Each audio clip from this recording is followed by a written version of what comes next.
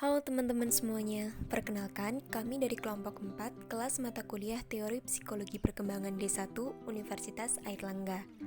Dan pada kesempatan kali ini, kami akan memaparkan mengenai analisis perkembangan motorik pada anak menurut teori Gesell dan Bernstein. Sebelumnya, perkenalkan anggota kami dari kelompok 4 dengan nama dan NIM seperti tertera pada berikut ini.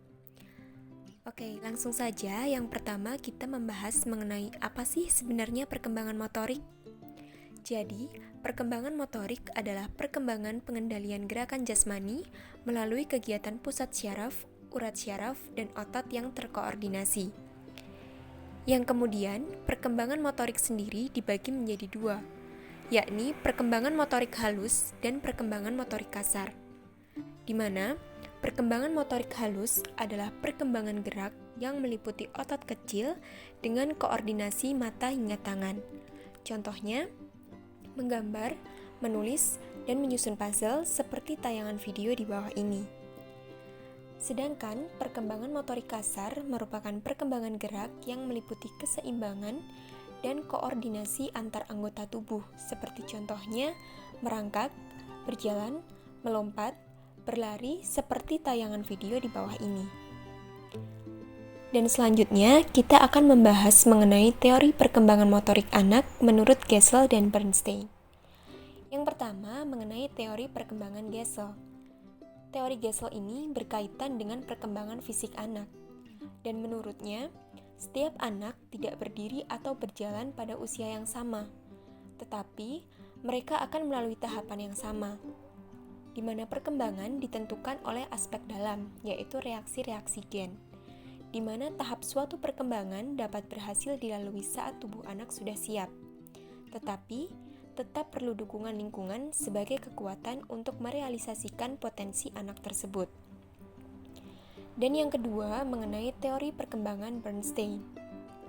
Perilaku motorik adalah hasil kerjasama yang dinamis dari beberapa subsistem dan dari konteks yang spesifik, serta bukan pola yang ditentukan berdasarkan CNS.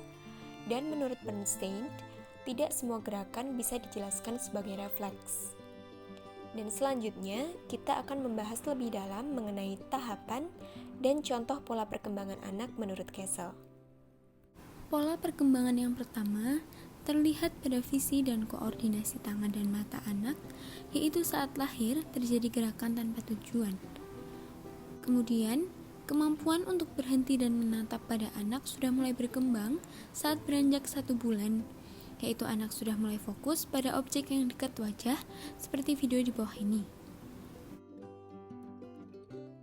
Selanjutnya, pada saat 4 bulan, koordinasi visual fokus dan tangan dapat bergerak dengan objek yang besar, misalnya seperti video di bawah ini saat anak sedang bermain kelincingan.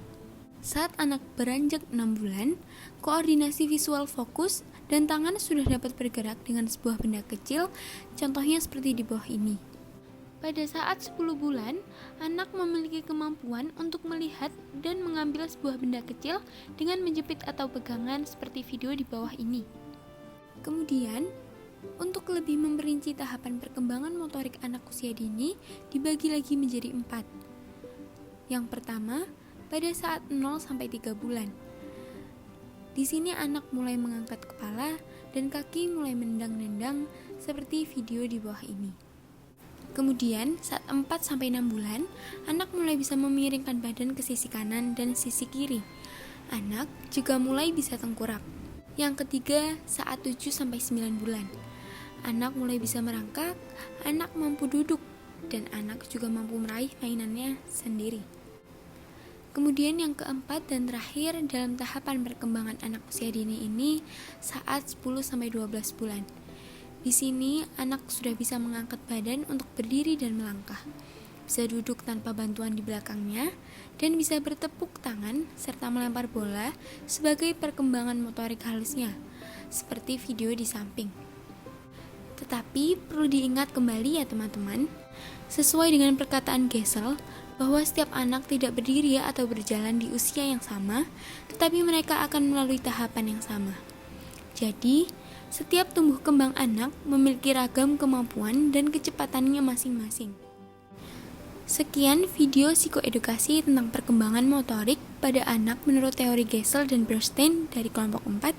Semoga dapat bermanfaat untuk kita semua. Terima kasih.